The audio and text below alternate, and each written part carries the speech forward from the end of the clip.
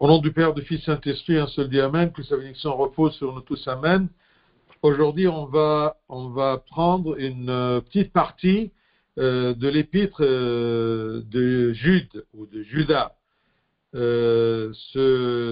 Cette épître-là, comme on a dit la dernière fois dans l'introduction, qu'il se compose d'un seul chapitre de 25 versets. Alors aujourd'hui, on va prendre depuis le verset 3 jusqu'au verset 7, de 3 à 7. Bien-aimés, comme je désirais vivement vous écrire au sujet de notre salut commun, je me suis senti obligé de le faire afin de vous exhorter à combattre pour la foi qui a été transmise au sein une fois pour toutes. Car il s'est glissé parmi vous certains hommes, dont la condamnation est écrite depuis longtemps, des impies qui changent la grâce de notre Dieu en dissolution et qui renient notre seul Maître et Seigneur Jésus-Christ. Je veux vous rappeler, à vous qui savez fort bien toutes ces choses, que le Seigneur, après avoir sauvé le peuple et l'avoir tiré du pays d'Égypte, fit ensuite périr les incrédules, qu'il a réservé pour le jugement du grand jour, enchaînés éternellement par les ténèbres, les anges qui n'ont pas gardé leur dignité, mais qui ont abandonné leur propre demeure. Que Sodome et Gomorrhe et les villes voisines, qui se livrèrent comme eux à l'impudicité et à des vices contre nature, sont donnés en exemple, subissant la peine d'un feu éternel. Gloire à lui éternellement. Amen. Si vous vous rappelez bien, la dernière fois, on a dit que Jude, il traite les mêmes sujets que Saint Pierre dans son épître, dans ses deux épîtres.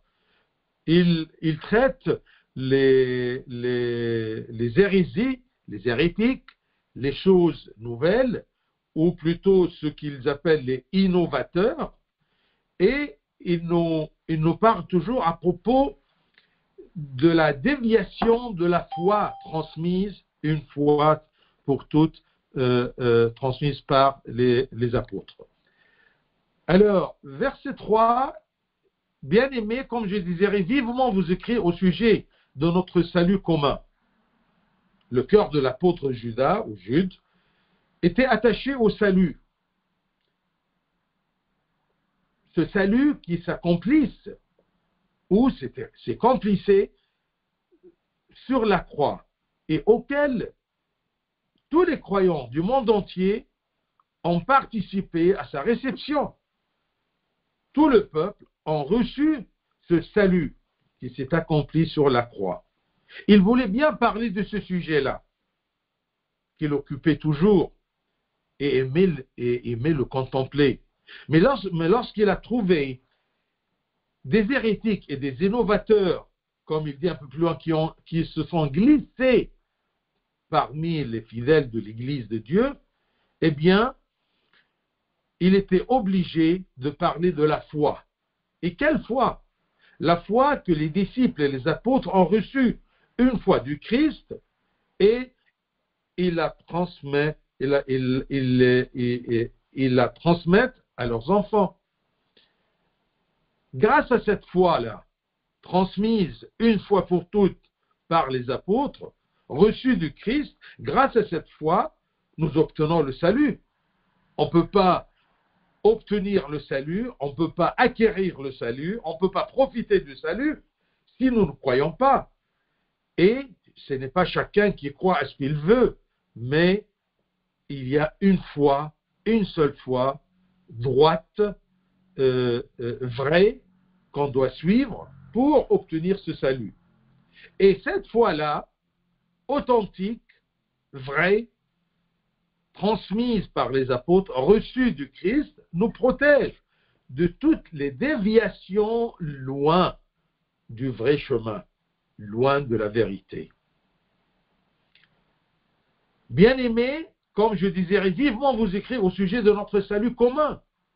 C'est un salut qui qui est présenté pour tous les gens, pour tout le monde entier, mais à condition que ce monde entier qui veut profiter du salut suit la foi transmise au sein une fois pour toutes. Et ici, comme tous les épîtres de Saint Paul, saint ici veut dire les fidèles.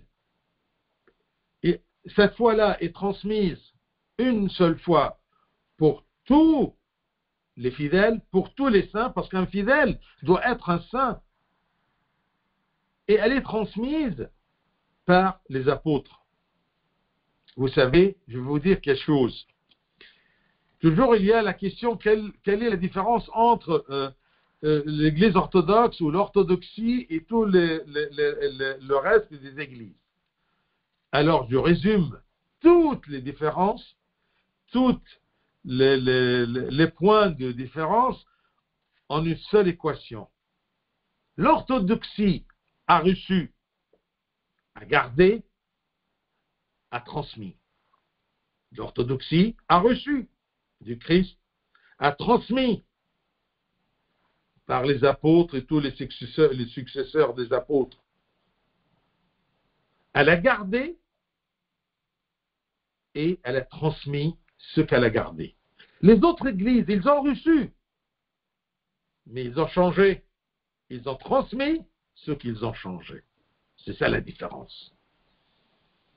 On a reçu, on a gardé, on a transmis.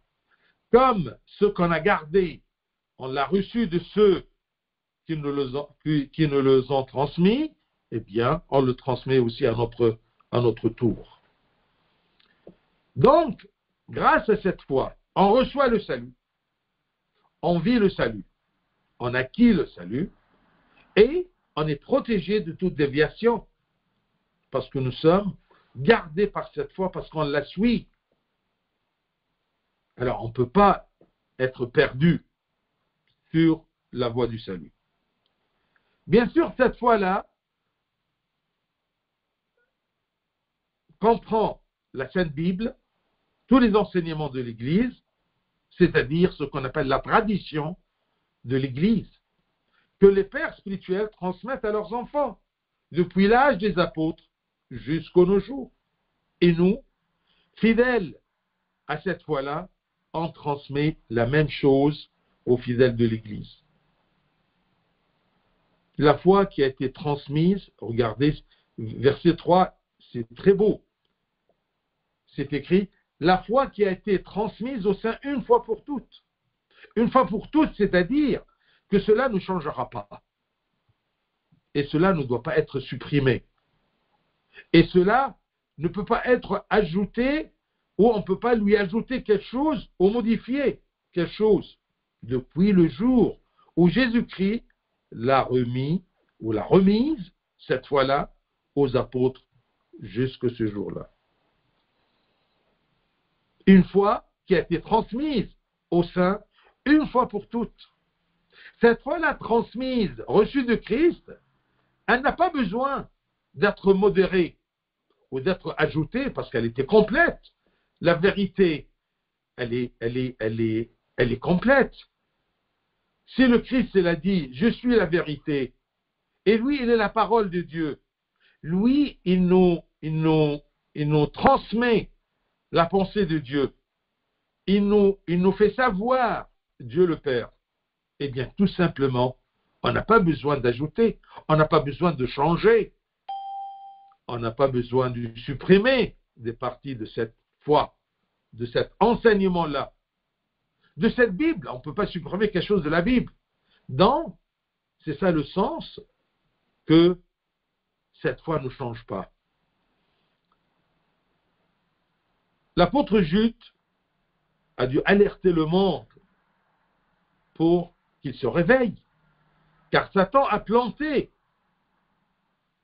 de l'ivraie ou de mauvaises plantes parmi le blé, et ces tricheurs corrompent les enfants de Dieu.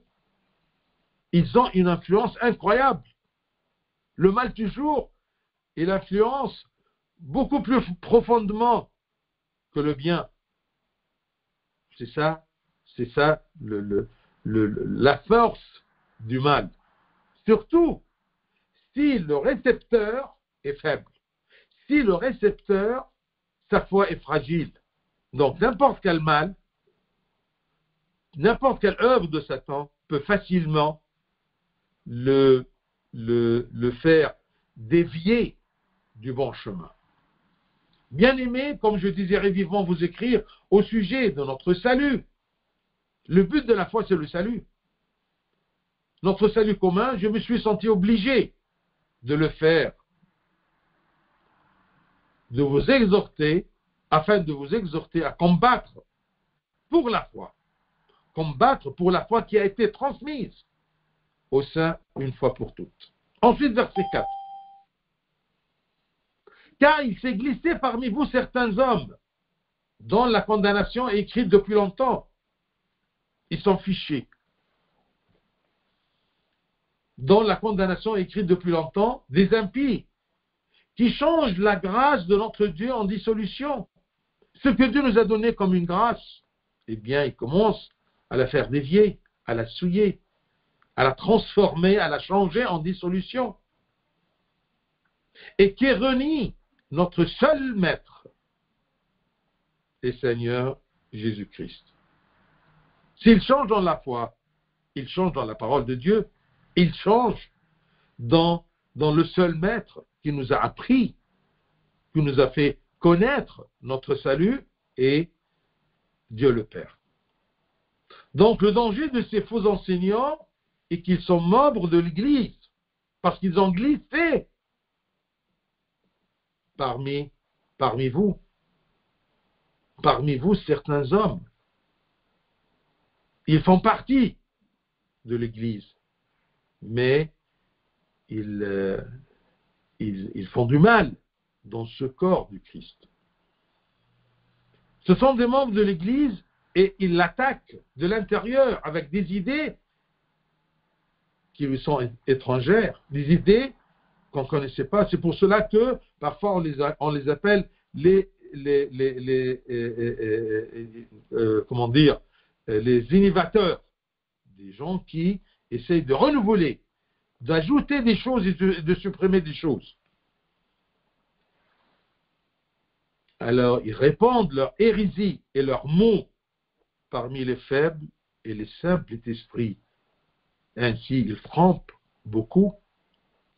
Et Dieu les connaît et leur a préparé le jugement et le tourment éternel à cause de leur impudicité, parce qu'ils n'essayent pas de se repentir. C'est pour cela qu'il dit que leur condamnation est écrite depuis longtemps.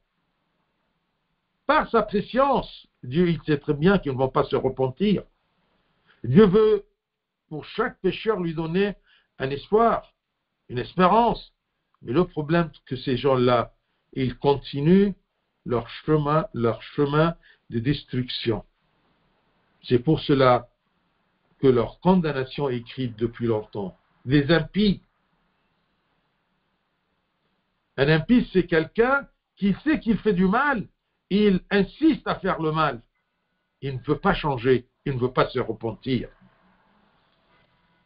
Et le plus grand mal qu'un homme peut faire, c'est de corrompre ou faire une déviation, dévier la bonne foi. Et de cette façon-là, il peut agir à la perdition des autres, ce qui est grave. Il ne se perd pas lui-même tout simplement, mais il attire avec lui d'autres âmes auxquelles le Christ a accompli le salut sur la croix par sa mort et sa passion. Leur audace dans le mal, répandant sans honte leurs mauvaises pensées et leur criant qu'ils ont garanti le salut qu'ils ont obtenu de Christ, alors ils se précipitent dans les péchés d'adultère et de toute impureté, prétendant qu'ils sont sûrs de leur salut. Qu'est-ce que ça veut dire? Ça veut dire qu'ils parlent en disant « nous sommes sauvés ». Et ça, c'est une idée très dangereuse. Une fois que nous sommes baptisés, une fois qu'on a connu le salut, une fois que nous sommes chrétiens, nous sommes sauvés. Ah non, attention, le salut est là, mais je dois vivre une vie qui me prépare à acquérir ce salut. Ce n'est pas parce que je suis chrétien, ce n'est pas parce que je suis baptisé, je suis automatiquement sauvé. Ah non, attention, c'est ça ce qu'il va nous faire comprendre. Parce qu'il y a des gens qui essayent de faire apprendre aux gens, n'aie pas peur, tu es sauvé. C'est terminé, tu es sauvé. Il n'y a rien qui peut t'empêcher de profiter de ce salut-là. Une fois sauvé, c'est sauvé. Et alors, et mes péchés, il n'y a rien, il n'y a aucun effet sur mon salut. Non, ça ne marche pas. Ce n'est pas ça la bonne foi.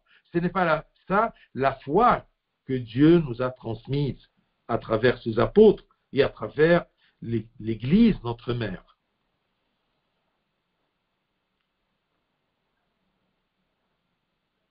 Et aussi par leur mal.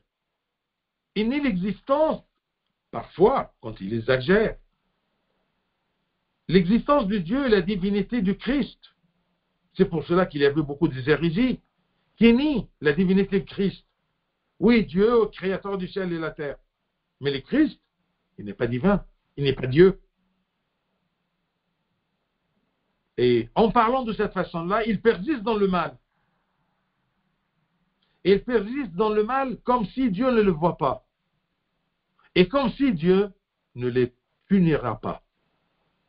Parfois, je suis surpris. Mais comment ces gens-là ne sentent pas leur mal, leur péché? Ils sont vraiment aveuglés. Mais ils sont poussés par des désirs intérieurs. Car il s'est glissé parmi vous certains hommes dont la condamnation est écrite depuis longtemps. Des impies qui changent la grâce de notre Dieu en dissolution et qui renient. En faisant ça dans le corps du Christ, dans l'Église, de l'intérieur de l'Église, c'est une façon de renier le seul Maître et Seigneur Jésus-Christ. Le seul Maître, c'est-à-dire c'est le seul qui a pu nous transmettre un bon enseignement. Loin de ce Maître, on est perdu. Loin de ce Seigneur, on ne peut pas avoir le salut. Loin de la divinité de Christ, si le Christ n'est qu'un homme ou un prophète parfait, eh bien, on n'a pas de salut. Ça ne marche pas. C'est contre les valeurs et les principes de la foi chrétienne. Et attention, il s'est glissé parmi vous, certains hommes. Ce sont comme des détourneurs de fonds qui révèlent autre ce qu'ils cachent. Ils détournent la grâce de Dieu. Ils déforment les livres qui ont été écrits depuis les temps anciens. Chacun, il peut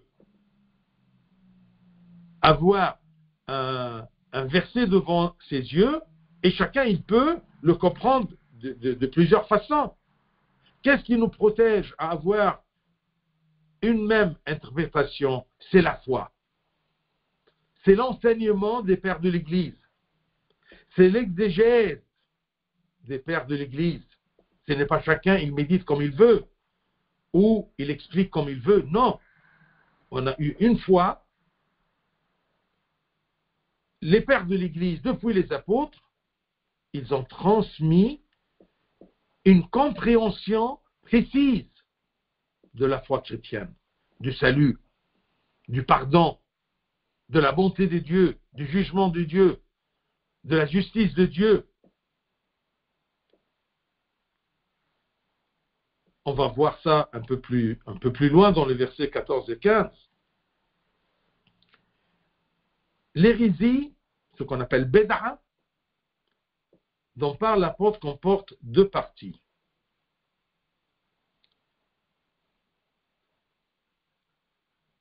Une scission, c'est-à-dire une part dans ma foi, qui renie notre seul Maître et Seigneur Jésus-Christ. C'est-à-dire, ni Dieu ou ni que Christ est le Fils de Dieu.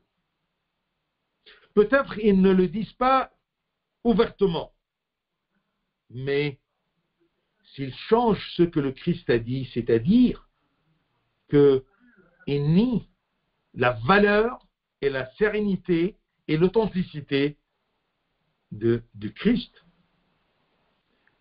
Ils changent ce que le Christ a dit et ce que les apôtres et les pères de l'Église ont expliqué et ont transmis.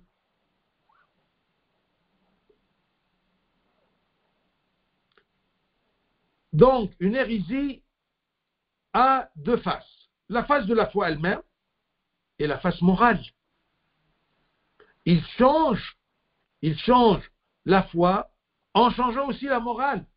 S'il change la foi, il vous dit, une fois le salut est accompli, on est sûr qu'on va avoir le salut. Comme il y a des gens qui disent, ah non, je suis chrétien, alors je suis sauvé.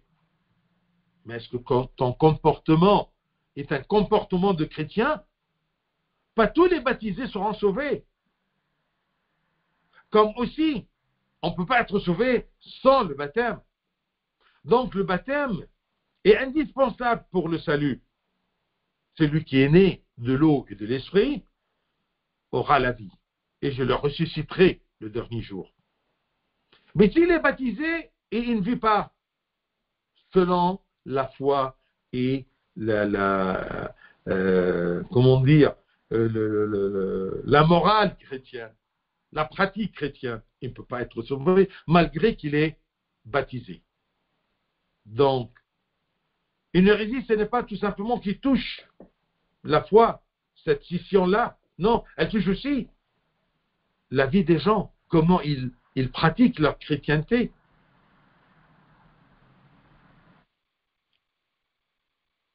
Cette hérésie-là a également été confrontée à l'apôtre Paul quand il a dit, Romains 6, de 1 à 2, cette hérésie, c'est-à-dire qu'une fois nous sommes sauvés, ou le salut est accompli, nous sommes sauvés automatiquement. Non. Alors, qu'est-ce qu'il dit? Qu'est-ce qu'il dit, Saint Paul? Romains 6, de 1 à 2. Que dirons-nous donc? Demeurerions-nous dans le péché afin que la grâce abonde? Loin de là. Nous qui sommes morts au péché, comment vivrions-nous encore dans le péché? Si quelqu'un, il est mort au péché, il s'est repenti pour avoir le salut. Il est pardonné par le sang du Christ sur la croix. Comment? Il retourne au péché. Et s'il retourne au péché, il continue toute sa vie dans le péché. Est-ce qu'il sera sauvé? Eh bien non. Nous qui sommes morts au péché, comment vivrons-nous encore dans le péché? Frères, Galates 5, 13. Vous avez été appelés à la liberté par ce salut commun à tout le monde. Vous avez été appelés à la liberté. Seulement, ne faites pas de cette liberté un prétexte de vivre selon la chair, mais rendez-vous par la charité serviteurs les uns des autres. On doit vivre selon cette liberté. Si le Christ, par sa croix, nous a libérés du péché, nous a libérés de l'autorité du péché et de l'autorité de la mort, je l'aurai automatiquement. Si je vis ou je revis le péché, est-ce que je serai libéré? Eh bien non, c'est faux. Il y a ceux qui croient encore que la grâce et le sang du Christ pardonnent tout péché, quel qu'il soit. Non. Dieu ne pardonne que le péché repenti. Tous les péchés sont pardonnés, sauf le péché sans repentance. Repentir, ça me donne la liberté, je ne veux pas dire le mérite, mais même le mérite de participer à ce salut. Mais si, parce que je suis baptisé, je peux faire ce que je veux, vivre dans la liberté, en sachant que mon Père m'a donné comme héritage le salut, alors je fais ce que je veux, cela signifie simplement que le Christ nous a donné la permission de commettre n'importe quel péché et que son sang nous pardonnera automatiquement. Non, ça ne marche pas. Regardez la rouille que ces hérétiques ont fait introduire dans la vie chrétienne des fidèles. Vous êtes sauvés. Et le moment que le Christ est mort sur la croix, nos péchés sont pardonnés. Automatiquement. Sans aucun effort de ma part. Non, ça ne marche pas. Ces impies exploitent la grâce de notre Dieu et son sang qui purifie de tout péché comme une opportunité de réaliser leurs caprices et leurs péchés. Ne t'inquiète pas, tu es sauvé. Non. Ces gens pensaient que la foi sans le combat et l'effort spirituel leur suffisait. Comme certains le disent aujourd'hui. Tu es sauvé. Mon frère, tu es sauvé. N'aie pas peur, ne crains rien. Non, tu dois craindre que tu peux perdre ta filiation à Dieu par le péché. Alors, méfie-toi. Alors ici, nous voyons le lien entre la croyance, je crois, et le comportement et la vie spirituelle. C'est lié. Je vous dis toujours, Satan, il croit, mais est-ce qu'il vit selon la croyance? Est-ce qu'il vit selon la foi?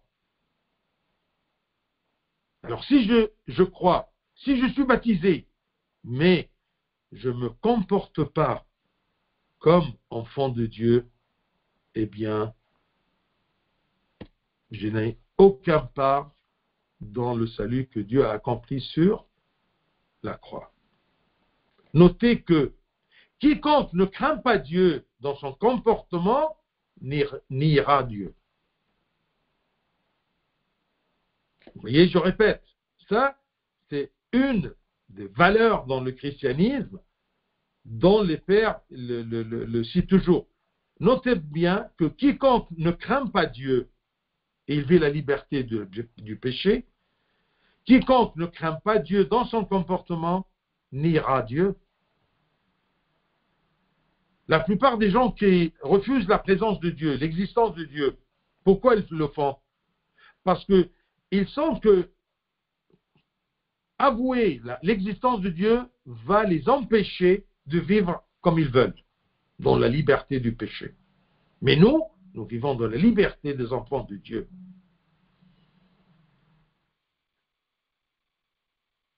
Et ces gens-là qui nient le bon comportement chrétien, ils tombent rapidement dans les pires péchés, comme dégringoler d'une colline.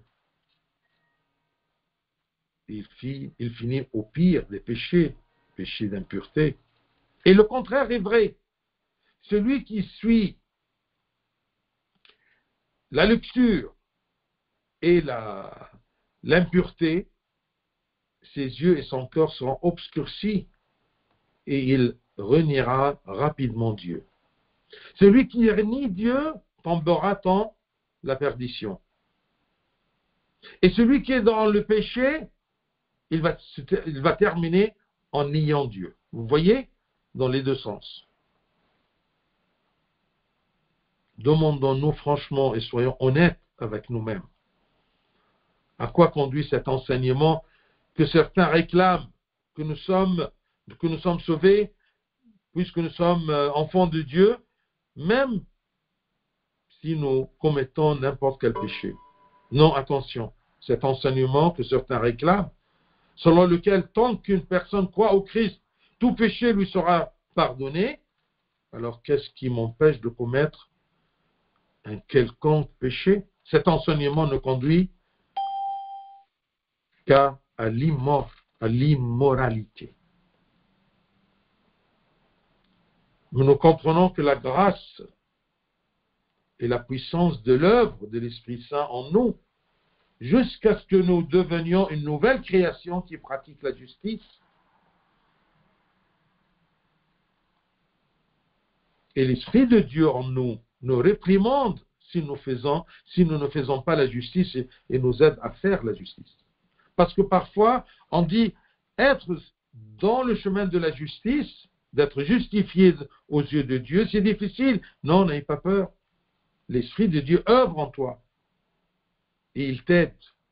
Et c'est ça le rôle de l'Esprit Saint, que le Christ nous a envoyé en montant aux cieux et siéger à la droite du Père. L'effort requis est de nous forcer de ne pas commettre le péché. Alors nous trouverons la grâce pour nous aider. Comme c'est écrit aux Romains. Si vous vivez selon la chair, vous mourrez, mais si par l'Esprit, l'Esprit de Dieu, vous faites mourir les actions du corps, vous vivrez. De même aussi, l'Esprit nous aide dans notre faiblesse. Regardez, l'Esprit, avec un E majuscule, l'Esprit de Dieu, nous aide dans notre faiblesse. Car nous ne savons pas ce qu'il nous convient de demander dans nos prières, mais l'Esprit lui-même intercède par des soupirs inexprimables. C'est une œuvre de l'Esprit de Dieu en nous. On ne peut pas la contempler, mais on la sent, cette œuvre-là. Car il s'est glissé parmi vous certains hommes, dont la condamnation est écrite depuis longtemps, des impies qui changent la grâce de notre Dieu en dissolution. Si Dieu nous a donné la grâce du pardon, la grâce du salut, on ne va pas en profiter pour la dissolution et renier notre seul Maître seul et Seigneur Jésus-Christ. Cette idée-là, que je suis sauvé automatiquement parce que je suis chrétien, parce que j'ai la foi en Christ, Satan, il a aussi la foi en Christ. Mais il ne se comporte pas selon la foi. Verset 5. Je veux vous rappeler, à vous qui savez fort bien toutes ces choses, que le Seigneur, après avoir sauvé le peuple et l'avoir tiré du pays d'Égypte, fit ensuite périr les incrédules. Il a sauvé son peuple du péché en Égypte. Il les a gardés durant leur traversée du désert. Et ils se sont baptisés en traversant la mer Rouge. Mais puisqu'ils ont vécu dans le péché, personne d'entre eux il est rentré, que sauf 2 personnes. Tous les gens qui sont sortis d'Égypte, ils sont péris dans le désert, sauf 2. Donc, afin de mettre en garde les croyants contre les adeptes de ce faux enseignement qui prétendent avoir atteint le salut, ils ont eu la grâce de Dieu. Ils vivent comme ils veulent. Il leur donne des exemples de l'Ancien Testament dans lesquels certains ont atteint le salut. Puis ils ont péri à cause du mal qu'ils ont vécu.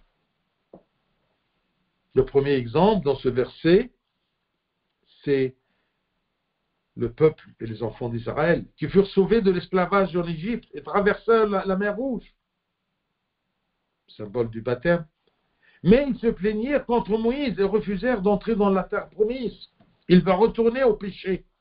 Ils voulaient plutôt retourner en Égypte. Alors ils moururent tous dans le désert et seulement 2 d'entre eux y entrèrent. Ça, vous le voyez dans le livre des Nombres, dans l'Ancien Testament, chapitre 14, verset 29. Vos cadavres, je cite, vos cadavres tomberont dans ce désert, vous tous, dont on a fait le dénombrement, en vous comptant depuis l'âge de 20 ans et au-dessus, et qui avez murmuré contre moi. vous n'entrerez point dans le pays que j'avais juré de vous faire habiter, excepté, ce sont ces deux hommes-là qui sont rentrés, de tous les jeunes qui sont sortis, et les vieillards et les hommes qui sont sortis d'Égypte, excepté Caleb, fils de Jephuné, et Josué, fils de Nun. Caleb et Josué. Ce sont les seuls deux hommes qui sont sortis d'Égypte. Ils ont cru en Christ, mais ils se sont comportés toujours selon la justice de Dieu. C'est pour cela qu'ils ont eu la chance ou le privilège de rentrer dans la terre promise. S'il y a des gens, des milliards et des milliards de gens qui se sont baptisés, mais ils n'ont pas vécu selon la volonté de Dieu, mais ils ont fait comme les Égyptiens, les Israélites qui ont été sauvés de l'esclavage en Égypte, traversèrent la mer Rouge, mais ils se plaigneraient toujours contre Moïse. Ils refusaient tout ce que Moïse leur disait. Ils ne pensaient que à la viande d'Égypte, le péché qu'ils ont quitté en Égypte, vous voyez, et des oignons. Donc, on peut être baptisé, mais on n'a pas suivi l'enseignement ou le comportement d'un chrétien baptisé. Alors, nous serons refusés. Nous n'entrerons pas le royaume des cieux.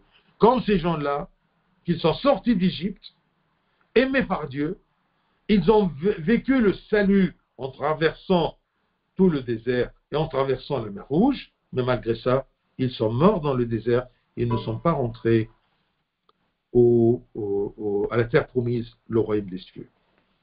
Et de même, lorsqu'ils adorèrent le veau d'or dans le désert, vous vous rappelez, ces Israélites-là, qui étaient sauvés, ils ont traversé la mer Rouge, ils ont vu la main de Dieu, la main forte de Dieu.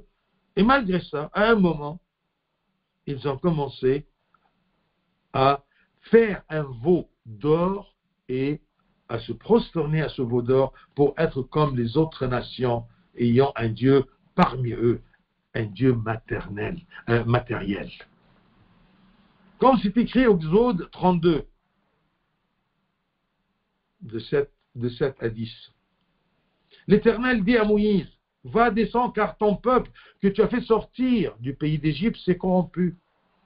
Ils se sont promptement écartés de la voie que je leur avais prescrite. Donc, quand on s'écarte de la voie prescrite, de la voie de la foi, de la voie du salut, eh bien, ils seront massacrés dans le désert. Ils seront empêchés de rentrer au royaume de Dieu. L'Éternel dit à Moïse, je vois que ce peuple est un peuple au cou rude. Maintenant, laisse-moi, ma colère va s'enflammer contre eux, et je les consommerai, mais je ferai de toi une grande nation. Donc, rien n'a protégé ces gens-là qui étaient contre la voie de Dieu et contre les exigences d'être enfant de Dieu.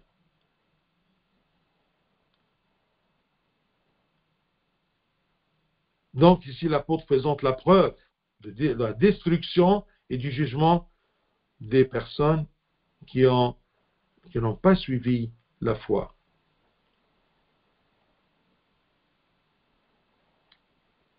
Celui qui se détourne de la foi périra. Autrefois, le salut du peuple ne l'a pas épargné de la destruction. Ils croyaient en Dieu, mais une fois égarés, ils sont perdus.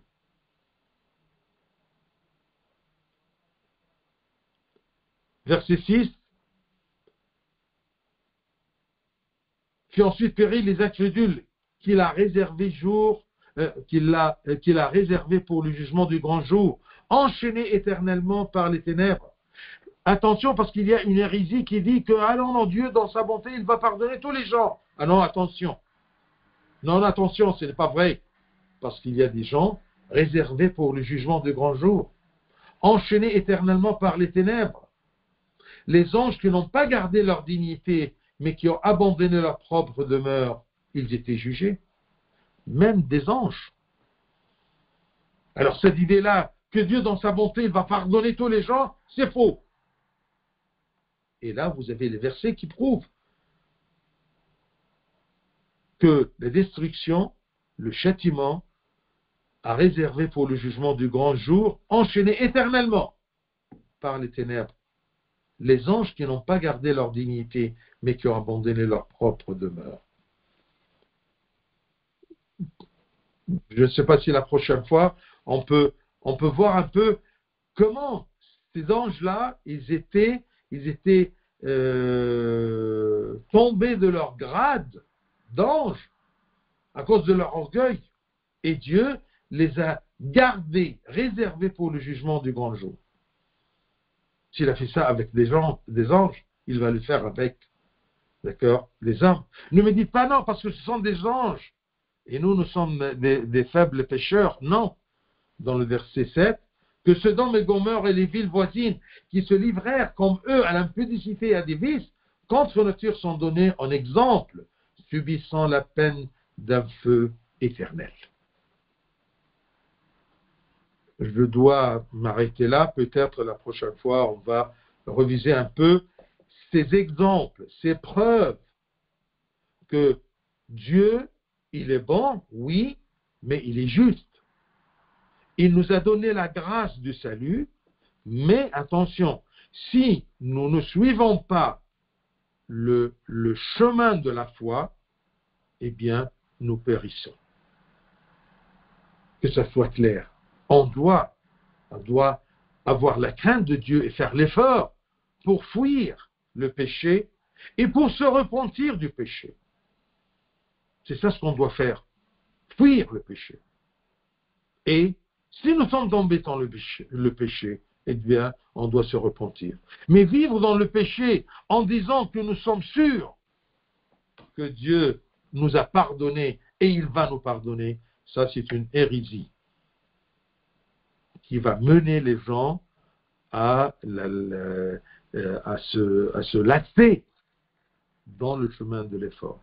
Que Dieu nous protège de ces mauvaises idées et de ces gens qui se glissent parmi nous en nous donnant des enseignements autres que ceux que nous avons reçus du Christ, transmis par les apôtres, gardés dans l'Église et l'enseignement de l'Église, gloire à lui éternellement. Amen.